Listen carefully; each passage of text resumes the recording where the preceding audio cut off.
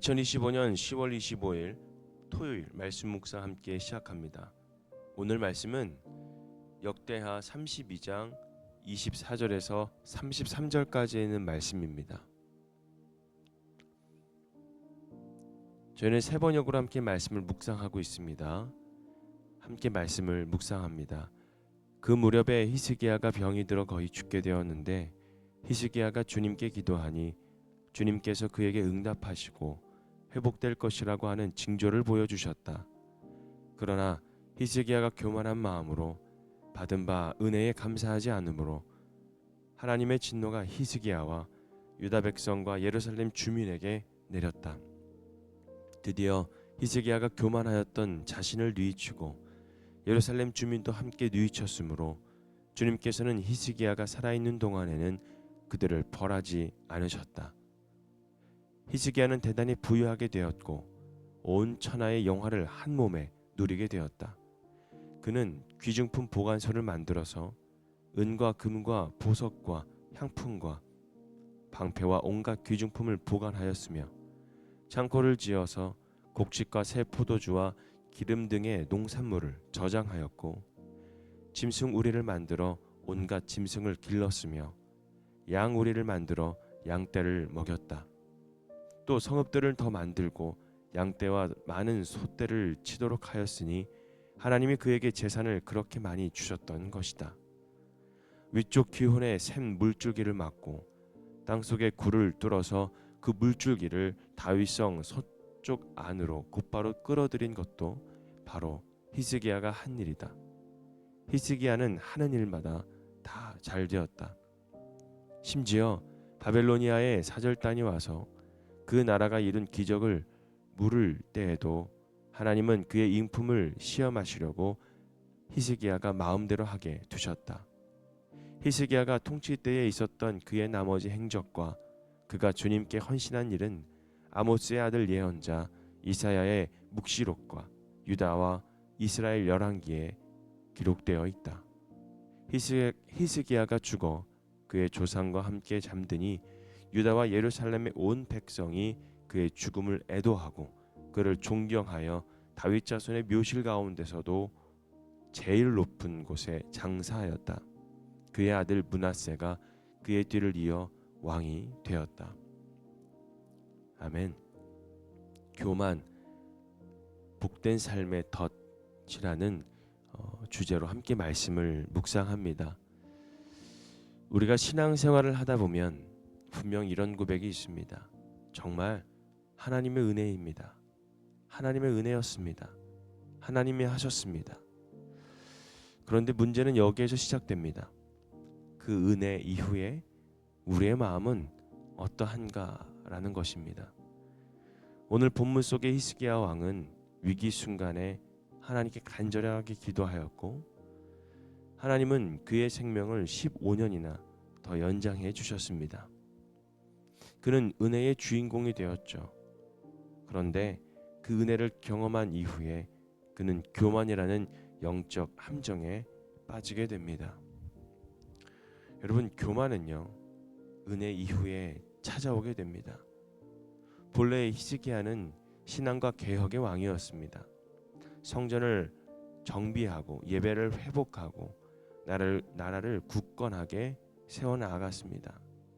하지만 본문은 이렇게 말하죠. 그러나 히스기야가 교만한 마음으로 받은 바 은혜에 감사하지 아니하므로 하나님의 진노가 히스기야와 유다 백성과 예루살렘 주민에게 내렸다. 은혜에 감사하지 않았다.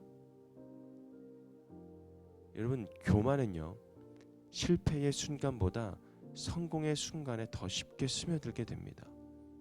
위기일 때는 기도가 되죠. 그리고 간절히 하나님을 찾습니다. 그러나 상황이 좋아지면 어떠합니까? 기도하는 시간이 줄어들고 감사가 사라지고 사람들의 인정과 칭찬이 달콤해지는 그때에 주님은 우리에게 묻는 것입니다. 지금 너의 마음의 주인은 누구냐? 교만이란 단순히 잘난 체하는 태도 같은 것이 아닙니다. 바로 하나님께 향하였던 그 고백이 멈추는 것, 관계가 멀어지고 끊어지는 것, 여러분 복이 시험으로 바뀌는 그 순간입니다. 히스기야는 바벨로니아 그 사절단들에게 모든 보물과 업적을 자랑했습니다. 그의 마음은 이렇게 말하고 있었습니다. 내가 이뤄낸 성취들이었다. 그러나 성경은 말합니다. 하나님 앞에서 죄가 되었다고. 하나님은 그를 사랑하셨기에 잠깐 떠나서 그 마음이 어떠한지 시험하셨습니다. 어쩌면 오늘 우리의 삶에도 그런 시간이 있었습니다. 아니, 있게 되는 것이죠. 하나님이 조용히 가만히 계시는 그 시간, 기도해도 바로 응답되지 않는 그 시간, 은혜가 멀어진 것 같은 그 시간, 여러분 그때에 드러나는 우리의 진짜 모습이 있습니다. 감사한 것은 히스기야가 즉시 그 마음을 낮추었다라는 것입니다. 26절에 있는 말씀을 보면 드디어 히스기야가 교만하였던 자신을 누이치고 예루살렘 주민도 함께 누이쳤으므로 주님께서는 히스기야가 살아있는 동안에는 그들을 벌하지 않으셨다. 아멘. 여러분, 겸손은 은혜가 다시 흘러 들어오는 분입니다. 하나님은 그 겸손을 보시고 그 생애 동안 심판을 내리지 않으셨습니다. 이후 그는 나라를 견고하게 하였고 국방을 강화하게 하였고 그리고 백성에게 존경받는 지도자가 되었습니다. 그리고 다윗 왕실의 명예로운 그 무덤 속에 묻히게 됐죠. 히스기야는 지금 우리에게 이렇게 이야기하고 있는 것입니다. 은혜를 받은 뒤에도 계속해서 그 은혜를 기억하라는 것이죠. 여러분, 우리 한번 적용해 봤으면 좋겠습니다.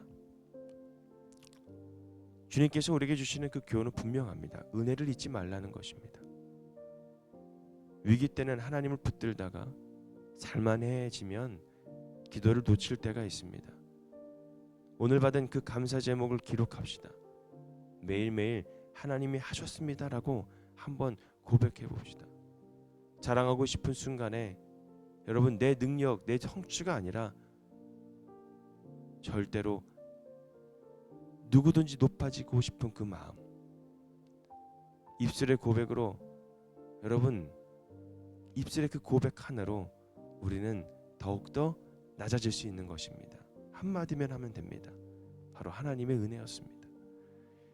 여러분 이 고백이 교만을 꺾고 그 은혜를 회복합니다. 여러분 그 고백에서 끝나는 삶이 아니라 그 고백이 계속해서 이어져야 되는 것입니다. 히스기야의 인생은 복된 삶에도 덫이 있다는 것을 우리에게 보여줍니다.